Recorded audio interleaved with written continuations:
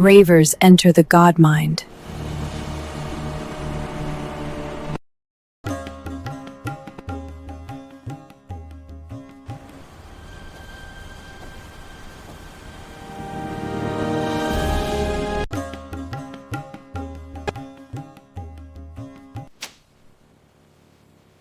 Ravers save the world.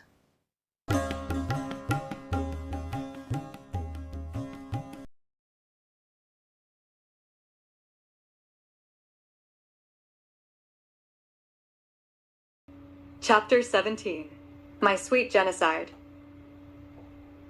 Because Gabriel Kaplanian was the current, global, superhero tech genius, multi-billionaire glamorous, humorous man of achievements, because his greenbots had saved the lives of over 280,000 people with fatal illnesses, and vastly improved the lives of over 2 million people with serious illness and severe disabilities.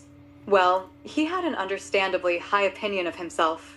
In other words, his genocide was completely different from past genocides and motivated by his Judeo-Christian high moral conscience, moral standards entirely unknown among the previous creators of genocide. For example, his great-grandfather's entire family, 3 babies, wife and dog were slaughtered by Turks on horseback, swinging swords in 1916.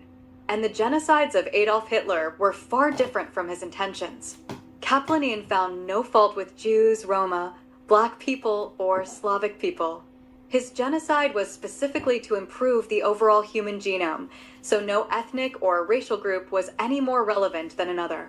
He saw his genocide as thoughtful and useful, like the eugenics of Sweden and the eugenics of the US from 1907 to 1970. Useful, worthwhile, improving civilization, entirely practical. Now he felt good, with the powerful deep state of the United States supporting his efforts and making sure the elected governments looked the other way and made no fuss over his drones. He felt good. No federal or state elected leader, no law enforcement organizations of any kind would be knocking on his door. He had full immunity, guaranteed by the god Horus. With this self-confidence, he moved forward. Gabe Kaplanian considered the drone project complete. Everything was on schedule, and 200 million sacrificial lambs would be neutered or dead by 2030. His genius mind was already at work on New Genesis, the follow-up project. Having eliminated the reproductive capacity of more than half the population of the U.S. and Canada, it was time to start breeding. Time to make tens of thousands of new utopian babies, with perfect hair and teeth, high IQ, and lovely personal charm. Beauty. Gabe considered physical beauty a requirement for the men and women of New Genesis. Ugly people with too much facial hair, too many moles, or skin tags, or generally unappealing appearance were to be gently removed from society, mostly by selective breeding rather than outright sterilization. New Genesis would include glamorous vacation resorts built in locations around the globe. Sexually attractive young women from all nationalities and religious backgrounds would be invited to stay for weeks or months at these resorts. Attractive men with high IQs and other approved traits would be invited to mate with the attractive young women. The pregnant women would be treated like princesses, and when the babies squirmed forth, the women could choose to be mommies or not to be mommies. Professional mommies would be trained for the ideal upbringing of each genetically perfect child. In this way, the old-fashioned, ridiculously random, falling in love and getting married, and popping out genetically inferior, ill-tempered, and irritating babies would be ancient history, as obsolete as a stagecoach, a slide rule, or a rotary dial telephone. There was no longer any reason to randomly pollute the human genome. Gabe's genetic database made perfect biological matches made in heaven, the New Genesis heaven. Gabe was not entirely averse to the idea of free will and freedom of choice. But for the sake of building utopia, the general population of the United States and Canada would be discouraged from using their free will and freedom of choice, especially in regard to getting women pregnant. Something as important as making babies should be regulated by the genius leaders of the civilization, not random spurting among the general population. This would require thoughtful social reform and utopian propaganda to be included in grade school and high school education programs. No one would be allowed to graduate high school without passing sexual utopian theory exams. GABE had already begun to write textbooks for teaching children appropriate thinking, appropriate social interaction after puberty. The textbook weighs heavily on the idea individual citizens should help sustain utopia by having vaginal intercourse only when an authorized adult told them it was okay. Authorized adults would be certified by the Genetic Purity Commission, having been trained to teach young people 60 ways to have sex without getting any girl pregnant. Sex was not the issue. Making unwanted, genetically inferior babies was the issue. By teaching children, ages 12 to 15, 60 ways to have non-pregnancy inducing sex, the society and genome of the US and Canada would vastly improve. Semen could be spurted in vast quantities with no ill effects. No unwanted babies would ever be conceived. By reducing or eliminating unauthorized pregnancies, the utopian genome would survive for generations. Free will was all well and good for choosing a flavor of ice cream or a genre of music, but it had no place at all in the making of human babies. A practical utopian fact. It would take a generation or two for the utopian ideals to catch on. GABE knew this. He also knew millions of horny young people could be highly motivated by money, motivated to spurt semen without getting anyone pregnant. Millions of young men were already doing this, joyfully jacking it to cell phone videos. Young men and women could be further encouraged to make babies in state-run pregnancy centers. Men could get appropriate women pregnant and then get on with their random jacking off, leaving the entire business of raising happy and healthy children to certified professionals. In this way, there would never be any worthless loser boyfriends or worthless loser husbands making babies, and then providing nothing at all for the care and happiness of the children. Raising babies could be less stressful for everyone. Practical. Of course. Some people still carry a romantic belief. Children should be raised by their own loving parents. That would be great if there were more financially stable, loving, and emotionally stable parents. Parents with the time and energy to raise babies. In our current society, most parents are psychologically stressed to the breaking point, with no money, no time, no energy, nor emotional capacity to raise babies in comfortable, tender, and secure homes.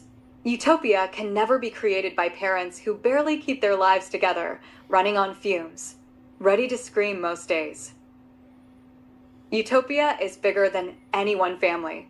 That is a hard idea to communicate to people who believe reckless free will, reckless freedom of choice, and struggling self-sustaining families are the only way to be in the world.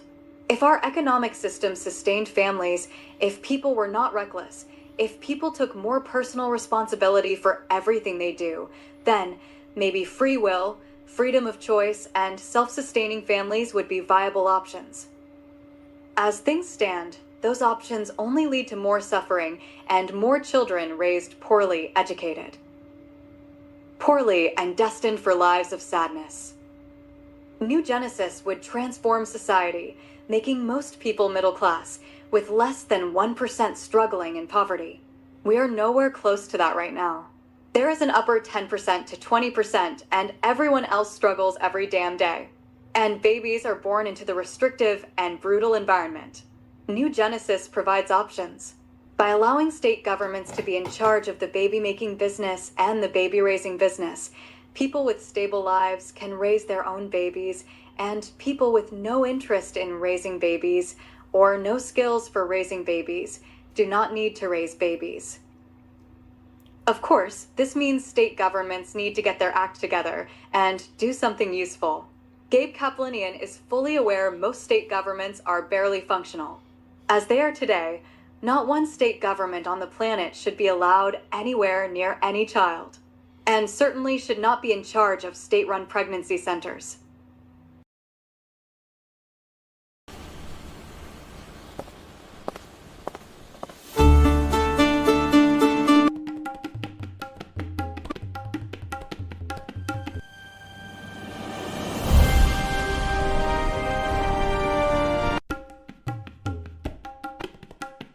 but for good, perhaps?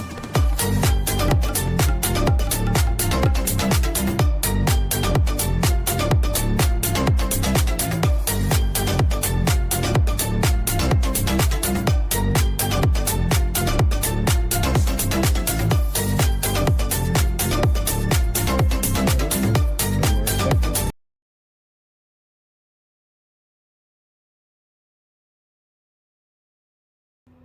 Chapter 28: Mechanical Elves and Aliens.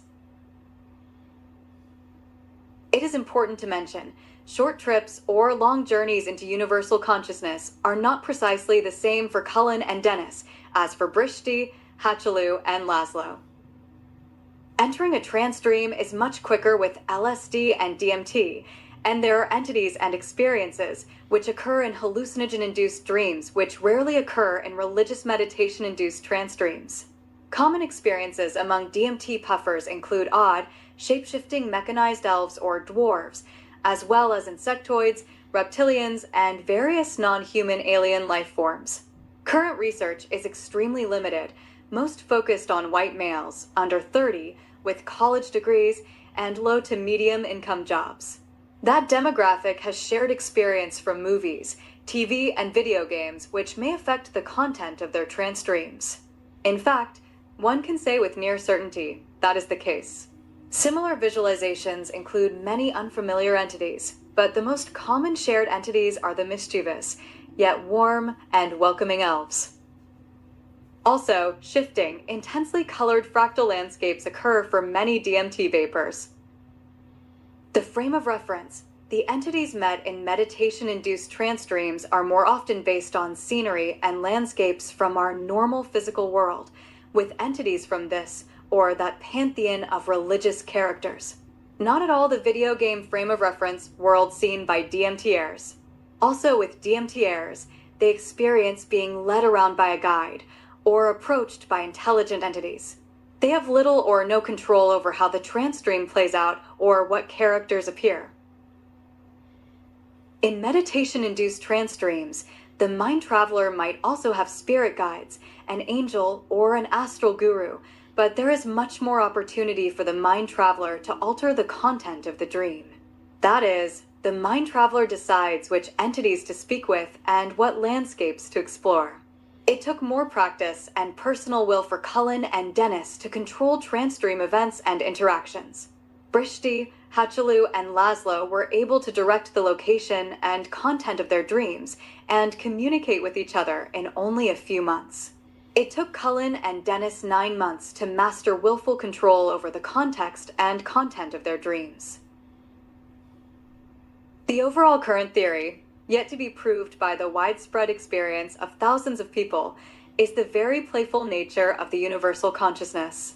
Elves and jesters, gray aliens and large praying mantises, light shows, fractal landscapes, and absurd non sequitur events and beings often seem to occur specifically for the fun of it.